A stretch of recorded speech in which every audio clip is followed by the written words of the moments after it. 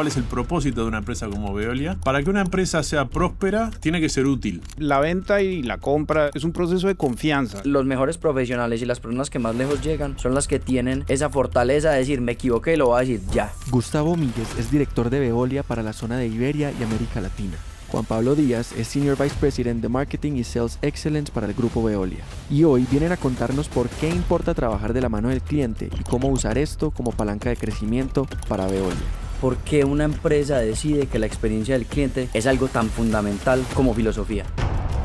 La experiencia del cliente no es un tema específico de un área de la compañía. Tú tenés enfrente tuyo no un ingenuo vecino que viene a comprar y que quiere un poquito más que lo que tú le ofreces, sino que tenés un tigre comprador muy preparado. ¿Qué cambios empezaron a notar desde que identificaron ese propósito de empresa y decidieron dedicarse a que la experiencia del cliente fuera fenomenal? A mí siempre me gusta empezar como construyendo paso a paso. Y justo están en la semana de experiencia del cliente de Veolia en Latinoamérica. Pero se habla mucho de experiencia del cliente en todas estas empresas nuevas, en startups, en empresas muy nuevas. Y una empresa con muchos años, con mucha tradición y demasiado recorrido, decidió prestarle atención a esta temática.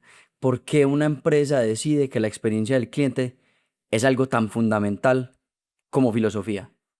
Yo recuerdo que allá por el año 2017, 2018, Veolia venía de una época un poco agitada en términos de negocio, en términos de resultados.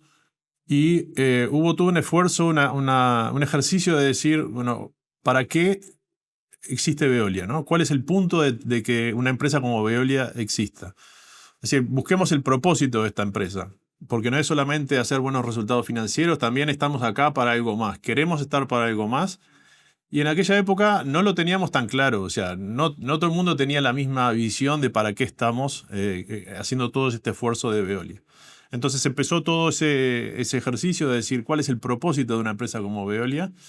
Y ahí surgió una frase que marcó mucho todo lo que vino después, y es decir, para que una empresa sea próspera, tiene que ser útil. O sea, tiene que servir para algo, porque si no, nunca va a llegar a ser dinero, nunca va a ser financieramente próspera, si no es útil a alguien. Y ahí el siguiente paso fue decir, bueno, muy bien, pero ¿útil a quién? Sí, bueno, es una buena pregunta. Entonces empezamos, obviamente, a los accionistas, porque si no son los dueños de la empresa, en fin, un poco visión clásica del tema.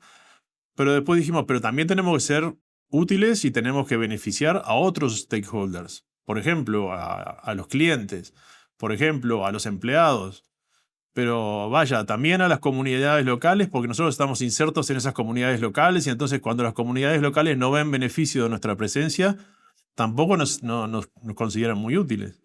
Y finalmente dijimos, Veolia es una empresa de servicios al medio ambiente, tiene que haber un beneficio para el planeta. Y entonces ahí se estructuró toda esa idea de decir, bueno, el propósito es ser beneficioso para diferentes stakeholders. Dentro de esos stakeholders apareció el cliente. El cliente obviamente tiene que ser uno de los beneficiados de la existencia del trabajo de Veolia. Y ahí se empezó a profundizar un poco, bueno, pero ¿y cómo podemos ser beneficiosos para un cliente? Porque no es solo hacer la venta. Bueno, pero ¿y quién es el cliente? Y finalmente Veolia tiene, no sé, 10 tipos diferentes de clientes y no todos buscan el mismo beneficio y no todos lo entienden de la misma manera. Y ahí fue todo un proceso que se comenzó a estructurar y fue un aprendizaje que todos hemos hecho y creo que hoy, bueno, hay buena parte de eso que ha estado trabajado y digerido. Pero el origen, si querés, cómo una empresa se dice tenemos que ser útiles para el cliente, tenemos que buscar una buena experiencia del cliente, fue ahí, fue decir, ¿para qué sirve Veolia? ¿Para qué es bueno y para quién beneficia, ¿no? Tal cual así fue, digamos, el histórico y yo creo, digamos, que lo que hicimos acto seguido fue el grupo decidió, digamos, utilizar una metodología, una cosa estructurada, precisamente que a través, digamos, de todo el mundo, de todas las unidades de negocio que tenemos globalmente, pues fuera comparable y los resultados fueran de alguna manera, se pudieran medir y comparar unos con otros. Y ahí fue que todo este proyecto de medir la satisfacción del cliente, que después de medir ha venido, digamos, evolucionando hacia allá, utilizar esa información, a ver qué se puede hacer con ella, etcétera. Ha sido todo un proceso del año, digamos, la parte de NPS la empezamos yo creo que en el año 2019, entonces, digamos, de una manera como estructurada, pero sí, básicamente es como contaba Gustavo, un poco la historia del por qué, de dónde viene toda esta reflexión a nivel global. ¿Y qué cambios se ven en una empresa que tiene como filosofía poner al cliente en el centro? ¿Qué cambios empezaron a notar desde que identificaron ese propósito de empresa y decidieron dedicarse a que la experiencia del cliente fuera fenomenal? Digamos, a nivel global, lo primero es que el grupo, a raíz de toda esa reflexión que hubo y de toda digamos, el mapeo de todos estos stakeholders y a quién les servimos y cómo somos útiles, decidió identificar una serie de indicadores de cada uno de estos, digamos, de lo que se llama hoy en día el desempeño multifacético, y esos indicadores son publicados y son auditados y son, digamos, comunicados externamente. Entonces, en el temas de experiencia de cliente o de satisfacción de cliente, que es lo que publicamos, es el score NPS, pues es transparencia, es digamos el hecho de que se van a publicar los resultados, y obviamente eso ha traído pues un compromiso por parte de todas las unidades de negocio, todas las geografías, de hacer remontar toda esa, digamos, todos los resultados y toda la información que se captura a nivel de tienda. Hay, digamos, una manera de compromiso por parte de la empresa ante los mercados, ante digamos, la comunidad financiera, ante los externos, ante todos los analistas y todas las personas que estén interesadas en saber lo que hacemos y cómo lo hacemos, de transparencia y de comunicar esa información. Entonces eso ha traído obviamente digamos, un engagement, un compromiso de parte de todas las unidades de negocio de hacer subir y digamos, de estar involucradas en este programa. Eso es como una parte, digamos, diría yo. Yo creo que hay dos temas. Hay un tema que es el principio y el otro es la implementación en una corporación grande, complicada y que está distribuida alrededor del mundo como Veolia, ¿no? Y el principio era ese, el principio de decir, bueno, ¿cómo llevamos beneficio al cliente? Entonces, lo primero que pasó, y es obvio, es que dejamos de mirarnos el ombligo, ¿no? Si Veolia es muy importante, es nuestra vida, todos hemos trabajado mucho tiempo aquí, creemos que es el número uno mundial en la transformación ecológica, en los servicios al medio ambiente. Pero el cliente también tiene un puesto muy importante en esta relación de cliente y proveedor. Entonces, dejemos de mirarnos a nosotros mismos únicamente. También hay que ponerse en los zapatos del cliente, también hay que entender lo que el cliente quiere, también hay que entender qué estamos generando como beneficio último para el otro lado de esta conexión, ¿no? Y eso es fácil decirlo, todo ese principio todo el mundo lo abrazó enseguida. Pero después, ¿cómo implementás eso en una estructura tan complicada como una empresa como Veolia? Bueno, entonces ahí está todo lo que decía Juan Pablo. Hay que organizarse, mismo las organizaciones empezaron a tener sus referentes con respecto a la experiencia del cliente, empezaron a establecer actividades, formas de medir la experiencia del cliente, que es un tema bien subjetivo, pero si de alguna manera no lo cuantificás, es muy difícil entenderlo. Y todo eso se empezó a estructurar dentro de la empresa. Yo creo que hoy estamos en un grado de madurez bastante mejor que solamente decir sí, esos principios me interesan, ¿no? Gustavo y Juan Pablo, me gustó mucho ese concepto que dijiste, Juan Pablo, de consumidor versus cliente, porque hay una frase que me dijo un invitado en uno de nuestros episodios y es que trata a tus clientes como prospectos porque esos son para tu competencia.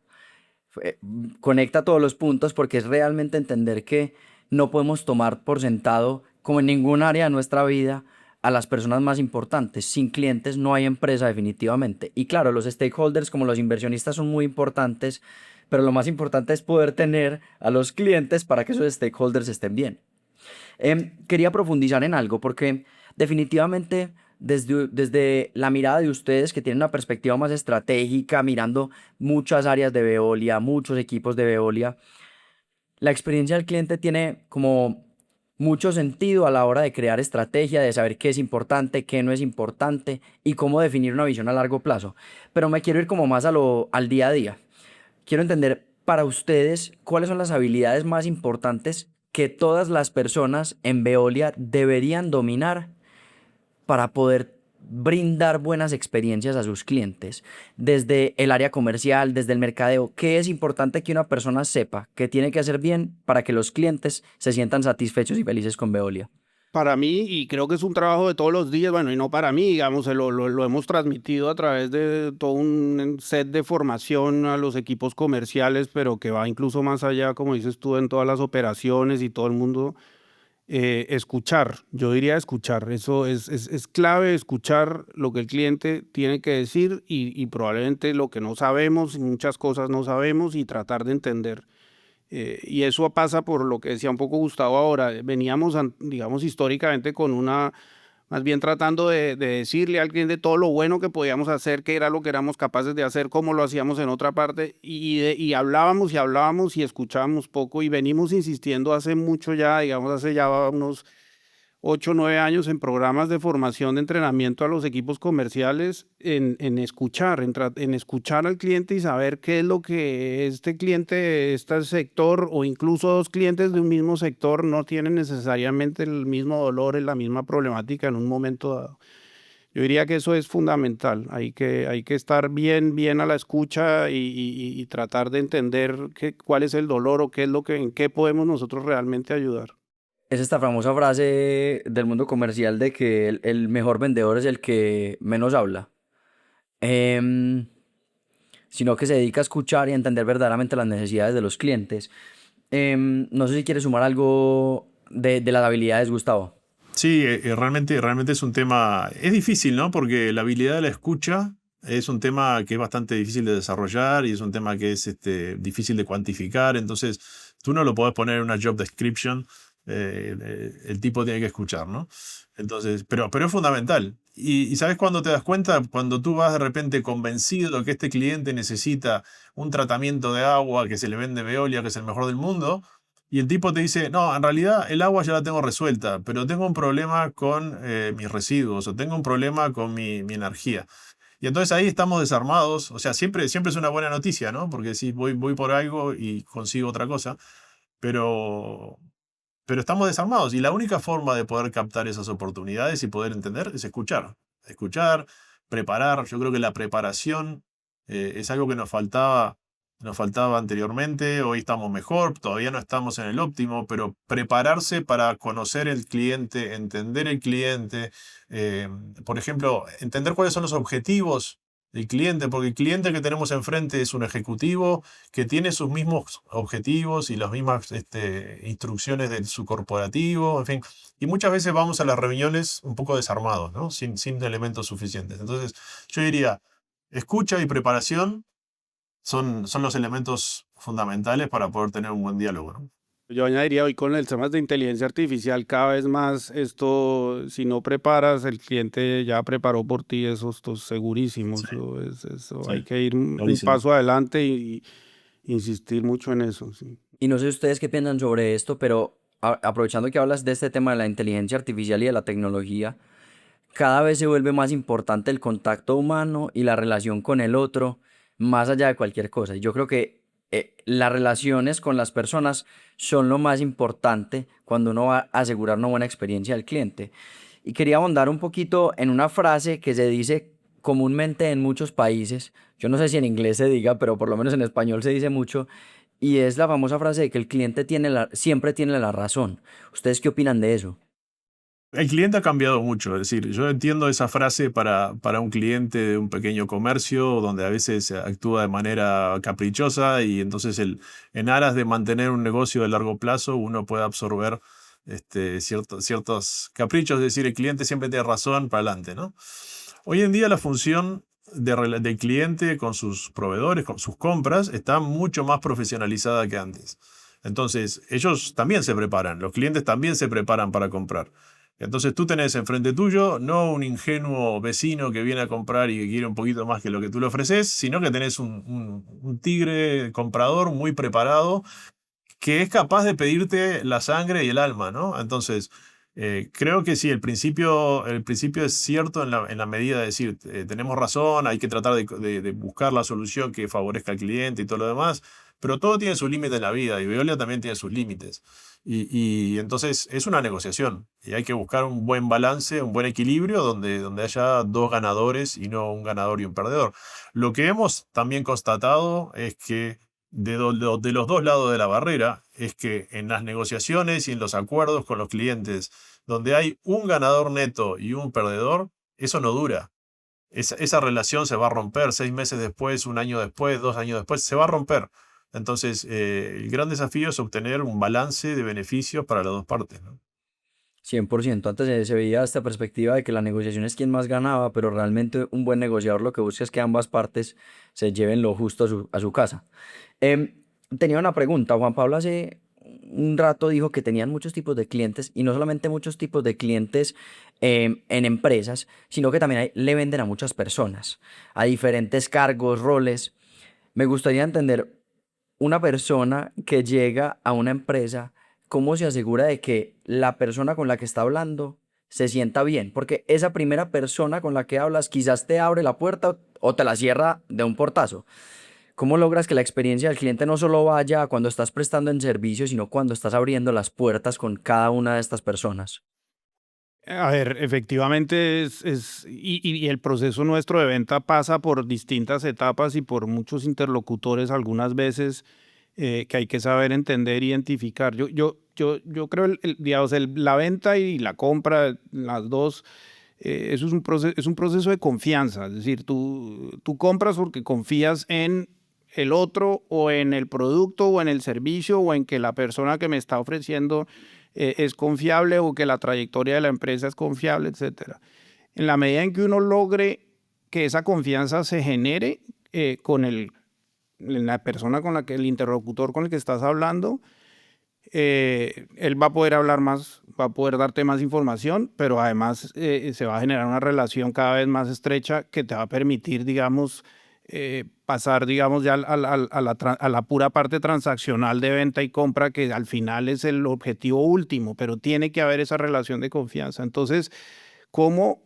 Hay que ganarse la confianza, hay que dársela y ganársela al interlocutor con el que se está hablando, bien sea del área financiera o del área operacional, operativa, o bien sea, digamos, de cualquier área que sea, digamos, de la persona con la que estés hablando. Ahora hay que saber hablar un poco en un idioma diferente, ¿no? El financiero va a querer saber esto cuánto me cuesta y cuánto es el retorno sobre esta inversión.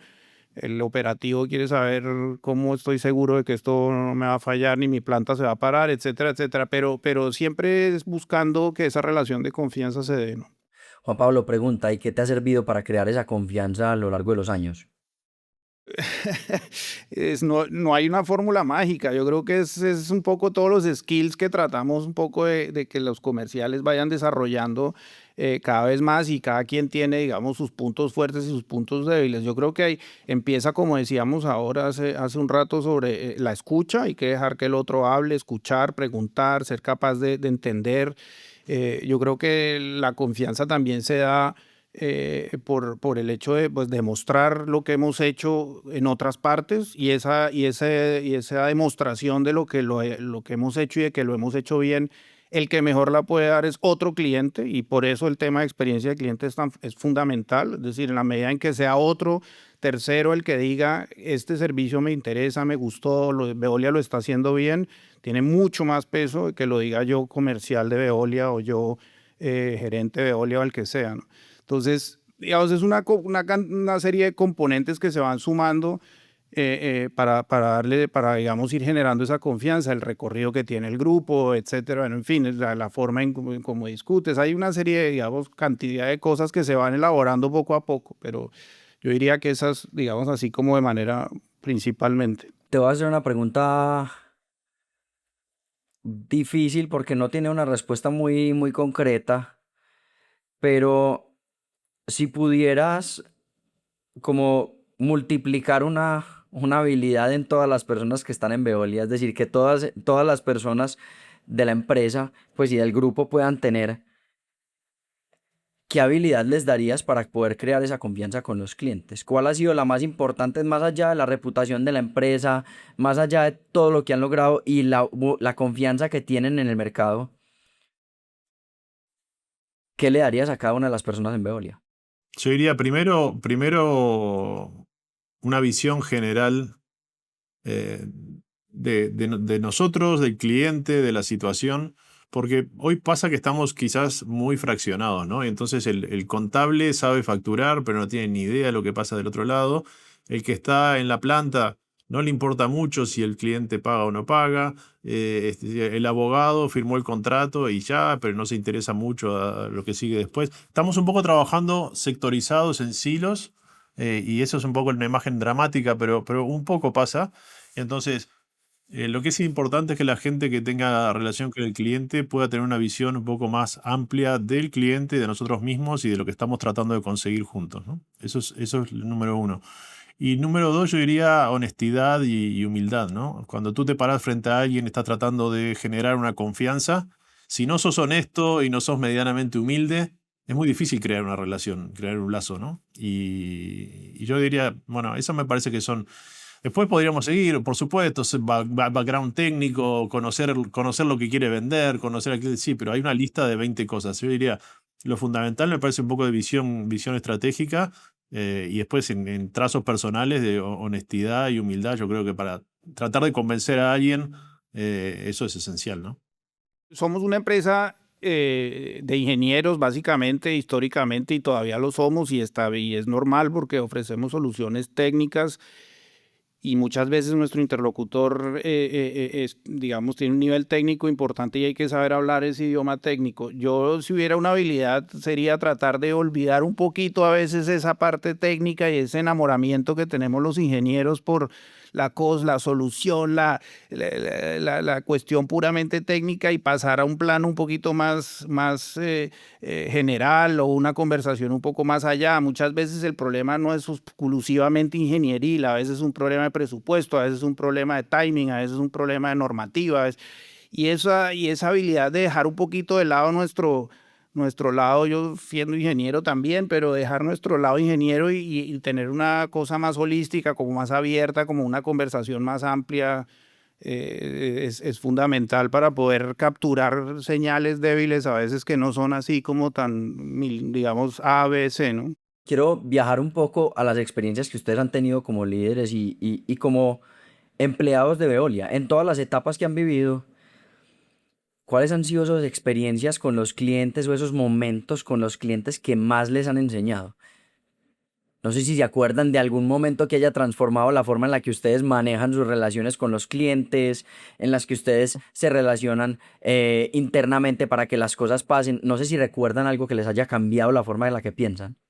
Sí, creo que podemos pasar la tarde contando anécdotas, pero creo que nos han marcado. O sea, este camino no ha sido un camino 100% fácil. Es decir, hemos cometido errores, hemos aprendido de los errores, y creo que hoy somos mucho mejor de lo que éramos hace 10 años, gracias a que cometimos errores, ¿no? Pero yo voy a empezar con uno que fue cómico, porque me sentí muy ridículo ese día, y ahí aprendí mucho a propósito de la preparación, ¿no? En cierta época mi trabajo era intentar vender servicios de Veolia en la industria petrolera. Y realmente yo no estaba preparado para lograr vender esas cosas, porque mi preparación no era. Terminé haciendo eso por circunstancias corporativas, digamos, pero no estaba suficientemente preparado ni conocía suficientemente al cliente para eso. Y nos citan en una reunión para hablar sobre tratamiento de agua de una refinería, etcétera, etcétera. Y yo voy a la refinería, a la reunión, donde estaban otros competidores, ¿no? Y cuando llego de saco, y no tenía corbata, pero estaba muy formal de saco, zapatos y todo lo demás, me doy cuenta que era el único ridículo que se había olvidado de llevar el casco, el chaleco de seguridad, los zapatos de seguridad. Y todos mis competidores estaban súper equipados, hasta con detectores de gases y todo lo demás. Porque claro, la reunión era en una refinería, y tú tenés que entender que cuando vas a una refinería no podés ir vestido de calle, tenés que ir con los equipos de protección personal. Bueno, pasé mal en esa reunión, pero te juro que eso me marcó, y no tengo más contactos con clientes si no estoy preparado, ¿no? Es decir, más vale prepararse bien, entender a qué vamos, entender a qué lo estamos haciendo. Y esa cosa sí que me marcó. Yo no sé si también estás de acuerdo con esto que te voy a decir, pero preparado no solamente es desde la parte técnica, sino entender la cultura del país, tal vez del cliente al que le estás hablando, y la Absolutamente, cultura empresarial del cliente al que le estás hablando. absolutamente. ¿Qué Otra, tanto otra, influyen? otra anécdota también que me ha marcado mucho en términos de entender el cliente. Nosotros tenemos clientes corporativos también, tan corporativos como Veolia, tan complejos como Veolia, tan globales como Veolia. Y entonces En algún momento creímos que bastaba hacer un acuerdo de trabajo conjunto en las sedes en Francia entre los dos corporativos para que automáticamente eso generara todo un volumen de proyectos. Y entonces firmamos algún acuerdo de ese tipo y cuando tú venías al terreno a diferentes países, Argentina, Chile o donde sea, el jefe local te decía, yo realmente no tengo nada que hacer con ese acuerdo que ustedes firmaron, a mí lo que me importa es lo que yo voy a recibir acá localmente. Entonces ahí es cuando te das cuenta que cuando hablas con un cliente, no estás hablando con un representante homogéneo o de una estructura homogénea, estás hablando con alguien que forma parte de una organización tan heterogénea como la nuestra. Y todo eso requiere un esfuerzo de entender, el no quiere entender. Muy bien, tú tenés algo firmado, un acuerdo corporativo firmado, y eso aporta, sirve, claro que sí. Pero hay muchas otras necesidades que tenemos que llenar antes de decir tenemos una posibilidad de desarrollar algo juntos, ¿no? No sé si Juan Pablo tiene experiencias que nos quiera compartir. Eh, con clientes, sí, sí, ya varias también. Y un cliente, estuvimos conversando con él de una empresa, digamos, bastante grande en el sector petrolero y nos decía, bueno, hay que venir mañana aquí a visitar el campo y tenemos que, no sé, reencontrarnos y qué sé yo. Y nosotros no teníamos realmente la capacidad de ir a responder al día siguiente, había que mandar gente al otro extremo en los llanos orientales allá en Colombia, no había cómo hacer. Y le tratamos de explicar por A y por B y por C al cliente que no teníamos la manera, pero que podíamos, digamos, atender su problemática, pero que no podía hacer al día siguiente. Ah, no, eso fue, yo creo que no me han colgado el teléfono de esa manera hacía mucho tiempo, que no, que éramos el colmo, que éramos Veolia, que como una empresa como Veolia no tenía la capacidad de movilizarse y cómo era posible que no fuéramos a hacer eso y demás. Y bueno, me colgaron literal el teléfono y claro, la sensación es decir, bueno, lo perdimos al cliente, ¿qué va a pasar? O sea, la embarrada terrible. Bueno, al final reconstruimos después las cosas y volvimos a conversar con él y claro, a veces se ponen también en una postura un poco, digamos, de fuerza pues, con quien les está tratando de vender algo. No es fácil y hay que sobreponerse, hay que tener resiliencia, saberse a caer, volverse a levantar, volverse a parar, volver otra vez a reconstruir la cosa. Y volviendo al punto que hablábamos al principio, el cliente no siempre tiene la razón, ¿no? No teníamos cómo, y podíamos, y finalmente la relación se dio y fuimos haciendo cosas con ese cliente y demás, pero es difícil, digamos, a veces uno está tratando de hacer como lo mejor posible, lo que es capaz de hacer en ese modo, así como el cliente siempre tiene la razón o el cliente es el centro del mundo y hay que atenderlo a como de lugar y a veces no se puede y no es una razón, digamos, para que las cosas no se den. Hay que volver a insistir, volver nuevamente a reconstruir la cosa. A veces una postura que el cliente tiene también para marcar su posición dominante. Y bueno, es el juego de todos los días.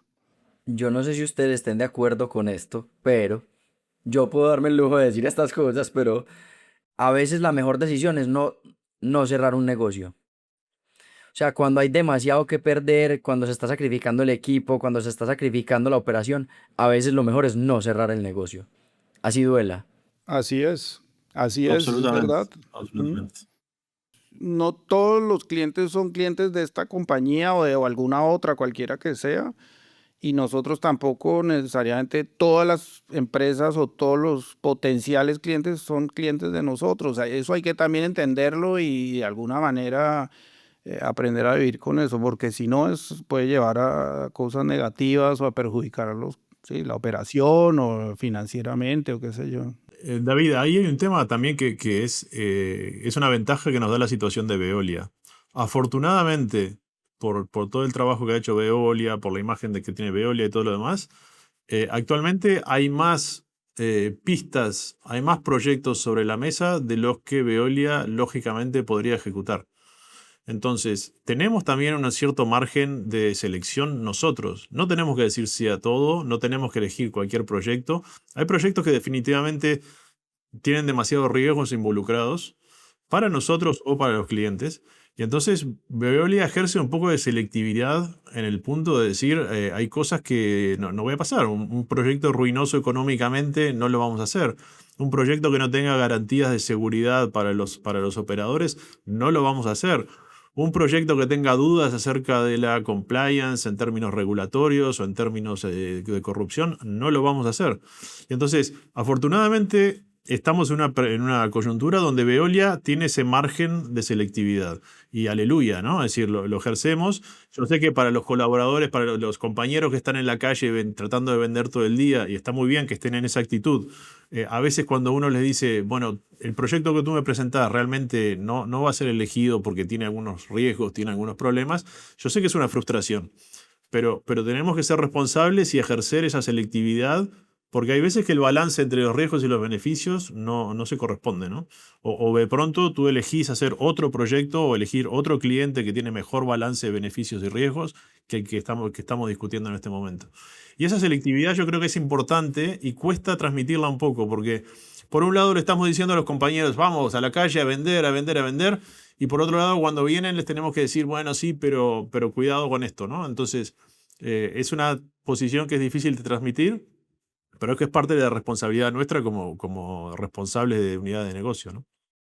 Yo siento que cuando uno define que la experiencia, pues que el cliente está en el centro y que es fundamental para una empresa la experiencia del cliente como tal, por preservar esa experiencia del cliente y la reputación de la compañía, lo más responsable es decir que no. O sea, no somos, como me dirían en la casa, no somos monedita de oro para caerle bien a todo el mundo. No. Tampoco tenemos que servir a todo el mundo. Y eso también es importante saberlo porque es mejor tener menos clientes muy felices que tener muchos clientes y la mayoría de ellos infelices. Hay que ser también inteligentes de la manera en la que crecemos. Y volvemos al principio, performance multifacética. El cliente no es el único stakeholder al cual tenemos que satisfacer. Tenemos que satisfacer también a los empleados, tenemos que satisfacer a los accionistas, tenemos que satisfacer también a las comunidades, a la regulación. Entonces todo es un tema de balance. Pero me haces pensar a una transacción que estamos ahora negociando con un cliente importante en América Latina, donde había una tal diferencia entre la apreciación económica del cliente y la apreciación económica de Veolia, que tuvimos que ir a verlo y decirle, mira, en toda honestidad, nuestros números y los tuyos no van a pegar, no hay forma de que esto pueda dar. Y lo que le propusimos al cliente es decir, ¿por qué no nos sentamos juntos? Tomamos una instalación como piloto y la manejamos juntos, números abiertos, libros abiertos sobre la mesa, y tratamos de entender dónde está el problema. Y esa era nuestra salida elegante de un proyecto que no queríamos hacer perdiendo dinero. Y el cliente nos dice, me parece una buena idea, hagamos esa operación en libros abiertos, tratemos de entender, quizás ellos también están perdiéndose algo. Y bueno, la discusión sigue, ¿no? Pero hay veces que, como tú decís, no se puede ir por todo, a veces hay que decir que no y hay que saber decir que no. ¿Qué hacer cuando dos stakeholders tienen posiciones completamente opuestas? Por ejemplo, no sé, un cliente les está diciendo entre líneas, porque todos sabemos, o todos los que hemos vendido alguna vez sabemos que el cliente nunca te va a decir directamente qué es lo que necesita, sino que tú tienes que también tener la habilidad de identificar cuáles son sus necesidades. Pero no sé, lo que tú identificas que necesita el cliente es diametralmente opuesto a lo que necesita, a lo que valora o necesita la comunidad, que también es un stakeholder que valora Veolia. ¿Cómo analizar esos casos donde uno está entre la espada y la pared? Yo creo que nuestro desafío es encontrar la solución que satisface las dos necesidades, ¿no?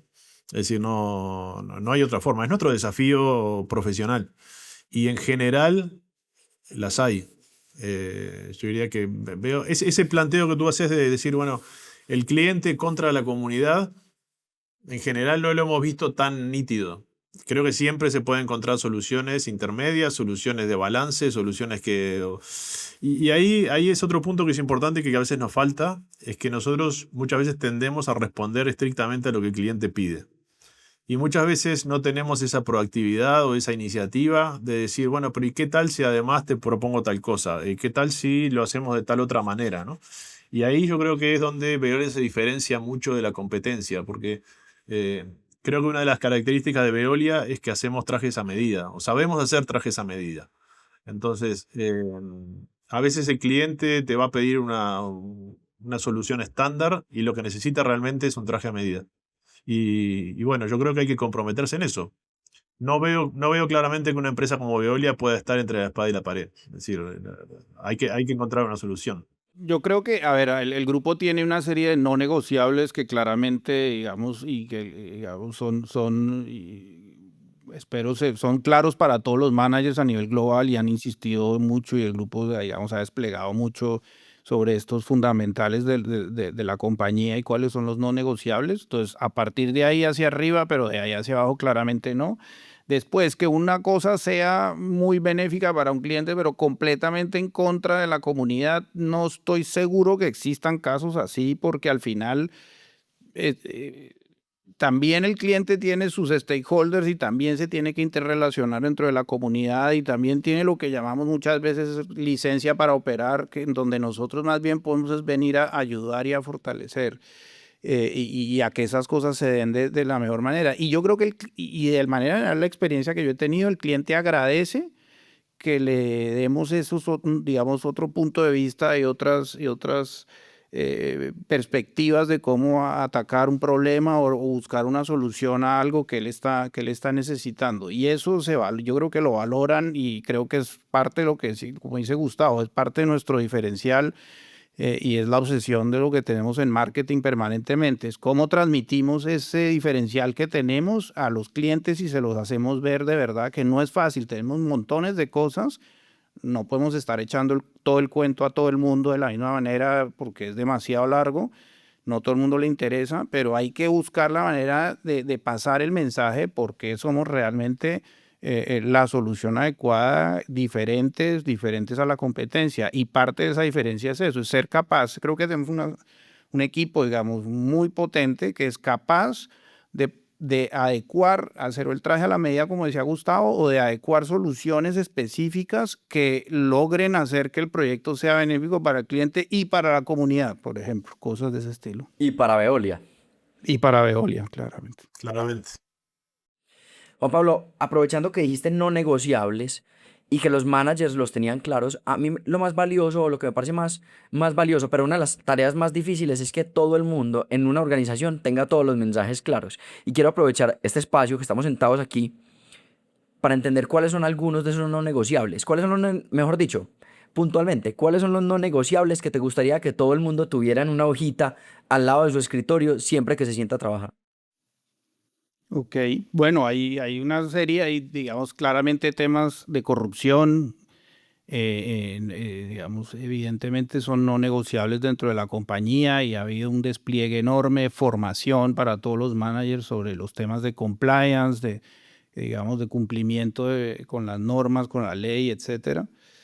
Hay unos no negociables en temas financieros también, es decir, no vamos a ir a vender proyectos o servicios en donde no cumplimos con los requerimientos financieros del grupo porque no podemos ir a comprometer, digamos, la salud financiera de la compañía. Entonces hay una serie de no negociables también en el área financiera, no negociables en el área de recursos humanos, digamos, respeto por el empleado, respeto por la seguridad y salud. Hay veces nos ha pasado en clientes que tienen un estándar de seguridad que es menor al nuestro y a veces hemos incluso apoyado al cliente en decirle aquí de pronto hay que hacer la cosa un poquito diferente y lo valora el cliente. Yo esos tres, digamos así que me vengan a la cabeza, no sé si Gustavo tenga otros, pero esos básicamente.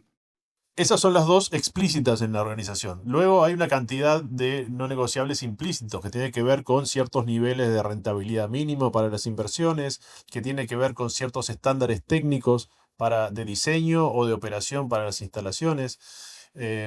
Tiene que ver también con el impacto en las comunidades, impacto en la biodiversidad. Y todas esas no las llamamos no negociables porque en algún momento se quiso darle prioridad y ponerlos como no negociables a la compliance y a la seguridad, pero son no negociables porque cuando analizamos cada uno de los proyectos de los clientes se consideran como no negociables, ¿no? Entonces, hay muchos temas y todo remite un poco a el propósito. No queremos satisfacer a un stakeholder, y perjudicar a 4, ¿no? Entonces tenemos que buscar soluciones de equilibrio. Tengo muchas cosas que decir, pero sobre la primera, que me parece muy valiosa y muy importante, hay una frase de Warren Buffett que a mí me gusta mucho, que resume en términos generales por qué es tan importante eso, y es que no se puede hacer buenos negocios con malas personas. O sea, es imposible. Entonces, lo primero que uno tiene que empezar, y una de las cosas que más me han dicho todos los invitados que han pasado por el podcast, es que lo que más valoran o su definición de éxito es poder irse a su casa y dormir bien en la noche porque hicieron todo bien. Y esa definición de éxito yo creo que la deberíamos tener todos, sentirnos tranquilos con lo que hicimos porque estuvo bien, porque dimos nuestro mejor esfuerzo.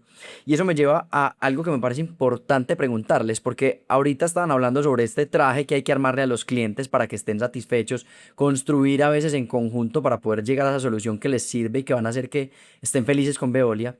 Y creo que, pues quiero que me den su opinión sobre esto, y es que una habilidad súper importante que también tienen que tener digamos, los colaboradores de Veolia en todos sus niveles para poder ser o enfocarse en el cliente es la recursividad.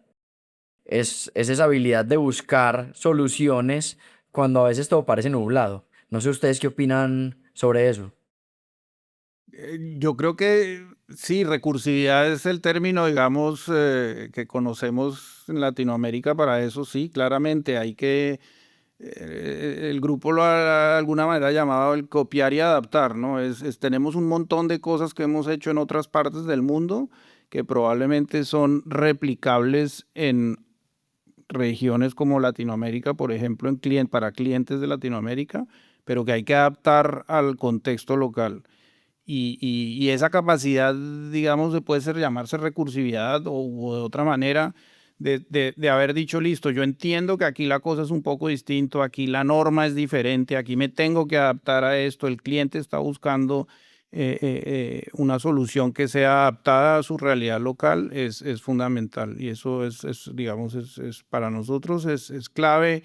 Y vuelvo y digo, por eso nuestro modo operativo de funcionamiento a nivel del grupo en todas las geografías es un poco variable. La geometría y la manera en cómo hacemos las cosas en Veolia Latinoamérica no son exactamente las mismas que en Veolia en el norte de Europa o en Asia, porque hay que siempre, digamos, está esa preocupación de adaptarnos a las realidades locales y a las necesidades locales. Entonces, y recursividad probablemente es la palabra. Sí, no, yo quería nada más decir que trabajando en Latinoamérica uno tiene que tener recursividad y tiene que ser flexible y tiene que ser un poco buscavidas, ¿no? Para decirlo claramente. Porque el contexto es muy variable. Entonces tú tenés problemas económicos, problemas sociales, tenés problemas políticos, tenés problemas de mercados. Entonces si tú no sos capaz de improvisar en el buen sentido, es decir, buscar creativamente alternativas que permitan desarrollar lo que tú querés desarrollar considerando las circunstancias adversas, estás muerto. En Latinoamérica estás muerto. Tú no vas a venir, nosotros no vendemos productos estándar ni soluciones estándar. Nosotros tenemos una serie de referencias, de know-how, de capacidades de brindar servicios, pero a cada momento tú tenés que adaptarlo. Y no es lo mismo el tipo de proyectos que estamos promoviendo en Argentina que el tipo de proyectos que promovemos en Brasil. Porque el contexto es diferente, porque la perspectiva es diferente, porque las condiciones sociales, económicas o lo que sea son diferentes.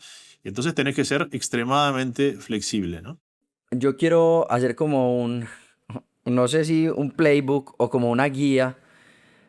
Porque aprovechando este momento que me hablan de culturas y las diferencias entre los clientes que ustedes tienen y las diferentes personas con las que hablan, quiero que hagamos un poquito como una guía cultural. ¿A qué me refiero con eso? Ustedes han visto clientes en muchos países, en muchas culturas, también muchas culturas empresariales, no solamente, no sé, Brasil, Colombia, Argentina, sino hay clientes en Colombia que están en la misma cultura y son completamente diferentes. ¿Cómo cambia, o hagamos esta guía, y es cómo manejar cualquier cultura para dar una buena experiencia al cliente? ¿Qué diría esa guía para ustedes? no es fácil, porque precisamente culturalmente cada cliente, digamos, los clientes, ahí hay que tener, mejor dicho, en cuenta el tema cultural para aproximarse a la experiencia del cliente. Lo que para un cliente es una gran experiencia, para otro puede tener cero valor, por ejemplo, o no añade nada. ¿Tienes algún ejemplo de eso? Sí, sí, culturalmente, mira, por ejemplo, yo te lo digo ahora que pues estoy aquí en Francia. eh, la cultura aquí francesa, por ejemplo, es una cultura de los hechos. Vamos a los hechos, qué es lo que vamos a hacer, esto y esto. Y si hiciste bien tu tarea, pues bien, nadie te va a felicitar ni nada, todo funciona y todo bien. La cultura norteamericana, y aquí se ríen también, y seguramente los norteamericanos se ríen de los franceses, es mucho más del feedback positivo y de qué bueno, y si alguien hizo algo bien hay que decirle que lo hizo bien, y el cliente está esperando que le utilicen palabras como maravilloso, excelente, estupendo, etcétera. Son cosas completamente distintas y lo ven de manera completamente diferente. Un cliente en Estados Unidos no está esperando que le des un feedback, que lo retroalimentes, que la cosa funcione como él quiere, que Dios, el cliente en Francia es como más frío, por de ponerlo con algún palabra, algún vocabulario. Y seguramente en Asia es otra cosa muy diferente también, y en cada geografía es diferente. Latinoamérica pasa lo mismo. Entonces, esa experiencia y esa manera en cómo abordamos la experiencia tiene que ser muy, digamos, en línea con lo que es la cultura localmente, y por eso creo tan importante que los equipos digamos, están en el día a día aproximándose a los clientes y demás, tienen que ser realmente personas que conozcan muy bien ese aspecto cultural. Incluso en Latinoamérica uno podría decir un argentino con un colombiano, ahí empieza también a haber diferencias. O sea que tener un libro un decálogo de cosas es complicado porque es muy a geometría variable en cada geografía. Pero sabes que me gusta mucho de lo que dices, Juan Pablo, y es que la primera habilidad que ustedes dijeron que era importante cuando iban a dar una buena experiencia al cliente era escuchar, pero la segunda era la preparación. Y a veces la preparación la gente solamente se queda en lo técnico y en lo que necesita el cliente en cuanto a la solución que le podemos brindar. Pero yo creo que cuando uno se va a sentar con otra persona, tiene que entender quién es esa persona. Y no solamente quién es esa persona, cuál es la cultura en la que vivió esa persona, cuál es la cultura de su empresa. Y todo eso, yo creo que a final de cuentas lo que termina creando es esa confianza que también decías antes para, para, para sentir, esta persona me ve y me entiende.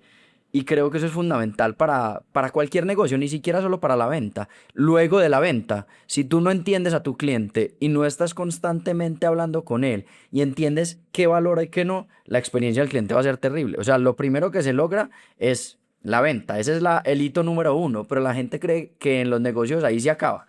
Y no, ahí es que empieza lo duro. Ahí es que empieza, claro.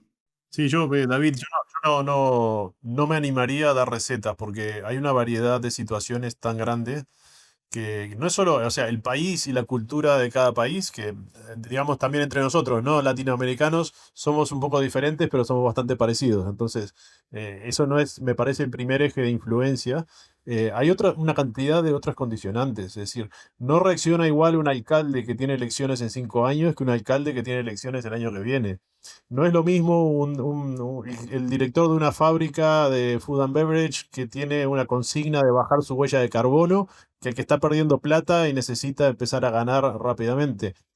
No es lo mismo un director de un hospital que alguien que está trabajando en un campo petrolero. Entonces, no se podría hacer un libro. Ese libro que tú planteas debería tener 200 capítulos y unas matrices interminables. Entonces yo diría, la única receta, la única recomendación que se puede dar es tratar de entender, es decir, tratar de tomarse el tiempo de entender qué es lo que está condicionando a la persona y a la corporación que tú tenés enfrente. Y esas cosas son infinitas, puede haber mil situaciones, y si no tomas el trabajo de tratar de entenderlo en cada caso, es muy difícil tener éxito, ¿no? Me parece impresionante lo que acabas de decir porque mucha gente se queda en es un alcalde, pero bueno, ¿cuándo son las elecciones? Me parece muy valioso eso para cualquier persona porque no solo la persona, lo que ha vivido y su cargo, sino su contexto actual. Absoluto. Impresionante. Quiero devolverme un poco. Hablamos hace unos minutos, yo creo que ya hace muchos minutos, de esos momentos que más los habían marcado, de esos momentos difíciles que habían vivido con los clientes. Y yo creo que hay algo importante, fundamental en la experiencia del cliente, y es que el cliente más feliz no es necesariamente el cliente con el que no nos equivocamos, sino que el cliente más feliz es que a pesar de que nos equivocamos, hacemos lo adecuado por corregir. ¿Qué me dirían ustedes, o mejor dicho, cómo deberíamos manejar las crisis y los momentos difíciles con los clientes para asegurar que a pesar de que existan, porque van a existir, la relación se mantenga y se fortalezca? Bueno, ahí yo estaba pensando cuando hablábamos de situaciones difíciles que vivimos con los clientes, de que algunas situaciones difíciles también tuvieron final feliz, ¿no? Entonces, a mí me vino a la cabeza una situación que vivimos con una empresa internacional de food and beverage hace unos años, que nos había contratado para brindar un cierto servicio, que, bueno, representaba inversión, representaba construcción de ciertas instalaciones y brindar un servicio, y donde, en toda honestidad, metimos la pata, es decir, lo hicimos mal. Entonces, claro, el cliente no estaba feliz con nosotros, el cliente organizó una llamada al más alto nivel, su jefe latinoamericano, buscando contactarme, buscando poner a los equipos, sobre todo para quejarse de nuestro servicio, y tenía absolutamente toda la razón. Entonces, la única posición que el equipo y yo mismo entendimos que podía funcionar ahí era ser 100% honesto, 100% transparente, ¿no? Entonces fuimos a la reunión básicamente a escuchar, y después de haber escuchado un buen rato, le dijimos, tienen toda la razón del mundo, metimos la pata, nos comprometemos ahora a corregir lo que hicimos mal, nos comprometemos a poner todos los recursos de la organización para corregir y para hacer esto mejor y para volver a restituirles a ustedes las expectativas que tenían. Y ese es el compromiso. No vamos a disculparnos ni vamos a buscar excusas a lo que fue nuestro trabajo, porque no las hay. Simplemente nuestro compromiso hoy es poner todos los recursos para corregir y hacerlo mejor en el futuro. Y lo hicimos. Y hoy en día ese mismo cliente es el que nos ha confiado extensiones de su servicio, que nos viene a buscar para nuevos proyectos, que nos viene a buscar para que vayamos a ayudarlos a algunos países donde no tiene un interlocutor de buen nivel. Entonces yo creo que a mí lo que me enseñó eso es que hay veces que hay que ser absolutamente honesto y aceptar y comprometerse y ir para adelante, ¿no? Entonces, a mí es una experiencia que me marcó mucho y que me ha dejado esa gran enseñanza.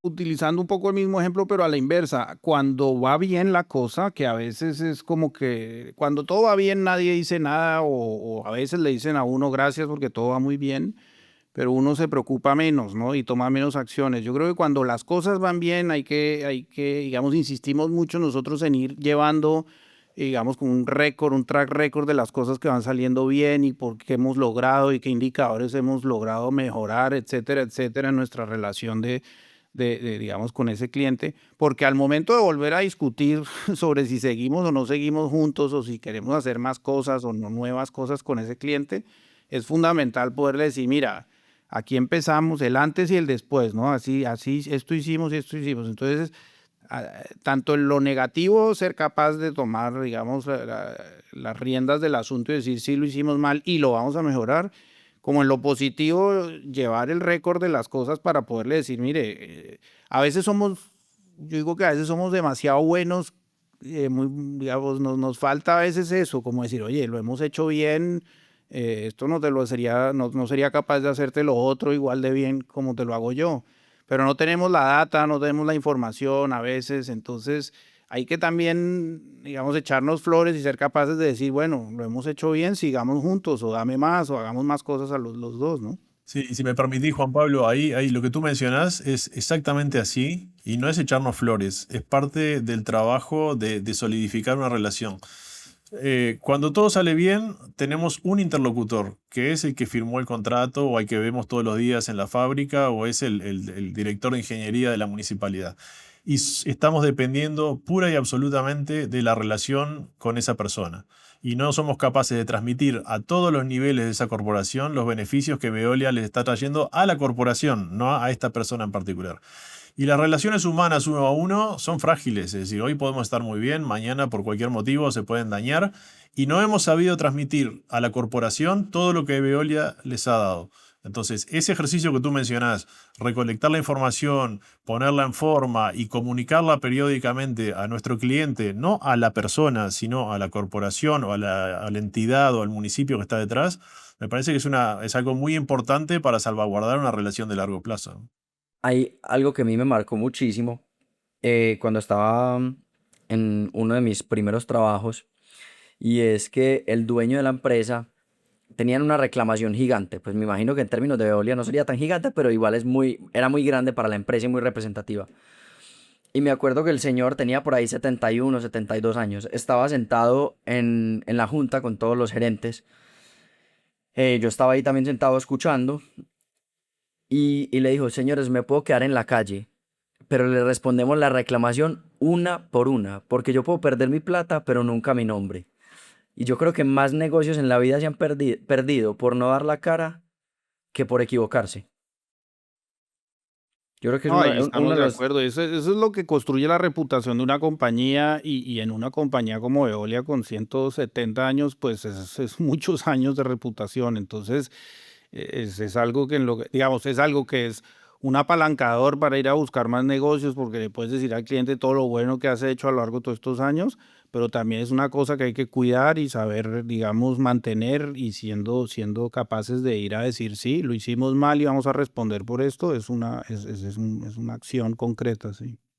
Sí, ahí lo que dice Juan Pablo de la reputación es un nuevo dato, no es un nuevo, pero es un casi nuevo dato de la realidad para todos nosotros, ¿no? Es decir, corporaciones como Veolia, que son globales, que son internacionales, que cotizan en la bolsa, que tienen una marca única, están expuestos a un riesgo de reputación mucho más alto que la pequeña empresa local, ¿no? Entonces, lo que no somos conscientes todo el tiempo, y deberíamos serlo, es que cualquier acción de Veolia, por pequeña que sea, en el fondo de Colombia o en el sur de Argentina o donde sea, va a tener repercusiones globales sobre la reputación global de la marca. Entonces, cada uno de nosotros tiene que asumir que está siendo un representante de Veolia en cada reunión, en cada cliente, en cada, como tú decías, cumplimiento de compromisos, en cada reclamación.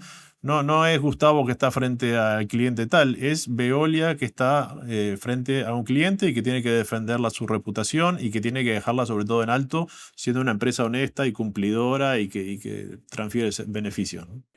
Pero otra cosa que quería sumar con lo que tú decías, Gustavo, y con lo que también dijo Juan Pablo, es que no solamente es dar la cara, sino que es dar la cara rápido, porque hay que minimizar el daño. O sea, si cometemos un error, hay que decirlo de inmediato. Y eso da mucho miedo, pero hay que reconocerlo. Y creo que los mejores profesionales y las personas que más lejos llegan son las que tienen esa fortaleza de decir: me equivoqué y lo voy a decir ya. Y el cliente lo agradece. ¿Va? Al final puede que el trago amargo en el momento sea difícil bueno, hay molestia seguramente y en fin. Pero yo creo que son cosas que generan experiencias positivas, digamos, a mediano plazo, probablemente no en el instante porque la situación es difícil, pero eso lo agradece el cliente y eso genera, además de que alimenta la reputación, la positiva y demás, alimenta también la capacidad de nosotros más adelante de poder ir a discutir más cosas con ese cliente o de que ese cliente hable bien de nosotros ante otros clientes, que es una manera extraordinaria también de poder vender. Si ese cliente dice, mire, yo tuve un problema con Veolia, pero me lo resolvieron, pero vinieron a poner la cara, pero hoy en día las cosas fluyen a pesar de que en su momento fueron difíciles, eso habla. Ahí no hay vendedor que valga, habla mucho más eso por sí solo que nosotros tratando de mostrar y mostrar y mostrar lo buenos que somos. Yo creo que esos peros que tú dices se vuelven argumentos en el momento que están decidiendo renovar con ustedes, porque hay que voltear la ecuación y es: salió algo mal y Veolia me ayudó a resolver. Entonces, hay que saber que en los momentos difíciles, mejor dicho, ese momento también es pivotal para una relación, porque si algo sale mal, ustedes están ahí para resolverlo. Y eso es lo que uno contrata cuando tiene un proveedor, alguien que le resuelva, porque uno sabe que el mundo es imperfecto. Eso es parte también de la diferenciación de Veolia. Cuando tú contratás con Veolia, tú contratás con un respaldo. Tú contratás un respaldo de que cuando las cosas salen bien, magnífico, y cuando las cosas salen mal, alguien va a responder, alguien va a estar atrás para corregir las situaciones. Y eso es un diferenciador comercial importante, porque tenemos quizás algunos competidores que están al mismo nivel de capacidad de respuesta, pero tenemos muchos otros que no adoptan esa actitud, que adoptan la actitud de pleitear, o que desaparecen, o que no dan soluciones. Entonces, eso para mí es un diferenciador comercial muy importante, ¿no? Para ir cerrando, quiero hablar de una frase que a mí me marcó mucho, por lo menos que se quedó como, yo no sé, yo tengo muchas frases que se quedan en mi cabeza. Usualmente las grabo mal y las digo súper mal, pero básicamente esta frase decía que el cliente no es primero, que el colaborador es primero, porque cuando tenemos colaboradores felices, tenemos clientes felices. ¿Ustedes qué opinan de eso? A ver, yo creo que la tarea del manager de manera general es como esos señores que están haciendo malabares con 6 pelotas y no dejando caer ninguna. Al final no hay, digamos, son todas las cosas un poco al tiempo y ese es el challenge de la gestión de una compañía de manera general. No estoy seguro que haya una prioridad que la otra, ciertamente todas se van juntando, pero es un poco ese es el reto, ¿no? Que las prioridades se mantengan y en algún momento serán unas más que otras, pero no sé, para mí es un mix de cosas. Yo voy a usar otra imagen, Juan Pablo, si me permitís, Claro. que a mí me habla más. Es que tú tenés un edificio que está apoyado en 6 o 8 columnas y tú me venís a preguntar, ¿cuál es más importante, esta columna o esta columna? No, son todas importantes, ¿no? El día que tú quites una, probablemente se te venga abajo todo. Y yo creo que tenemos que entenderlo con ese principio. Un colaborador motivado, contento y satisfecho con su vida, con lo que está haciendo, es absolutamente fundamental. Pero si tenés un cliente enojado, eso no va muy lejos, ¿no? Y viceversa. Si tú tenés un cliente súper feliz, pero el colaborador no está haciendo su tarea, tampoco va muy lejos. Entonces, para mí es una imagen de un edificio donde hay 6 o 7 pilares que son fundamentales y no puedes quitar ninguno, ¿no? Para terminar, ya se nos acabó el tiempo. Les quiero hacer una pregunta así de estas que me gusta hacer de manual, de estas así que no son tan cómodas, pero recibir a todas las personas que quizás van a escuchar esto en sus oficinas al tiempo, quizás es muy difícil o imposible, pero imaginémonos un escenario donde todas las personas que están escuchando y todas las personas que hacen parte de Veolia van a su oficina y ustedes pudieran dejarles claros 2 o 3 mensajes alrededor de todo este tema de la experiencia del cliente. ¿Qué les gustaría que se llevaran? ¿Qué les dirían? Va a ser difícil meter 24.000 colaboradores que tenemos en Latinoamérica en mi oficina, pero podríamos pensar en algún estadio. Sería un ejercicio interesante. A mí lo que me gustaría transmitirle fundamentalmente es que lo que hablábamos al principio, están las ideas básicas, los principios que queremos abrazar y después está la implementación. Y no tenemos que ahogarlos en la implementación. La experiencia del cliente no es un tema académico, es un tema que necesita cierta elaboración, necesita estructuración, pero es un tema principalmente que tiene que ver con la experiencia que un cliente tiene todos los días y que es muy similar a la experiencia que tenemos nosotros en nuestra vida diaria siendo clientes. ¿Qué es lo que nos motiva a nosotros a repetir una compra o a repetir una contratación? Bueno, ¿qué nos motiva? Nos motiva un servicio como estábamos esperando, una reacción a tiempo, un trato amable, un precio justo, razonable, y eso nos motiva a volver a repetir la experiencia y de repente a extender la experiencia con otros servicios, ¿no? ¿Qué nos desmotiva en nuestra vida diaria cuando contratamos? Bueno, un precio abusivo, un contratista que sea maleducado, un no cumplimiento, es decir, estar por debajo de nuestras expectativas. Y es esa misma valoración que tenemos en nuestra vida diaria, es exactamente lo que tenemos que transmitir y pensar qué está viviendo nuestro cliente. O sea, la persona que tenemos enfrente, la corporación que tenemos enfrente, el municipio que tenemos enfrente, ¿cómo está viviendo la relación con Veolia? Son los mismos principios. Los medimos diferente, los medimos de una forma más compleja, los seguimos, nos organizamos, los estructuramos, porque las relaciones son más complejas que las personales de la vida diaria. Pero los principios son exactamente los mismos, ¿no?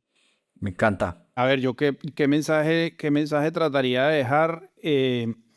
La experiencia del cliente no es un tema específico de un área de la compañía. Es un tema realmente en el que todos y cada uno de los colaboradores tienen su grano de arena que aportar y se deben sentir también comprometidos y partícipes de esa experiencia. No porque yo no vea al cliente todos los días, ni yo sea el comercial, no participo de la experiencia del cliente. También participo y todos tenemos que pensar en función de eso en las tareas que hacemos de manera cotidiana. ¿Cómo esto que estoy haciendo bien o mal o difícil o me cuesta o no me cuesta, le aporta o no le aporta a mi cliente al final?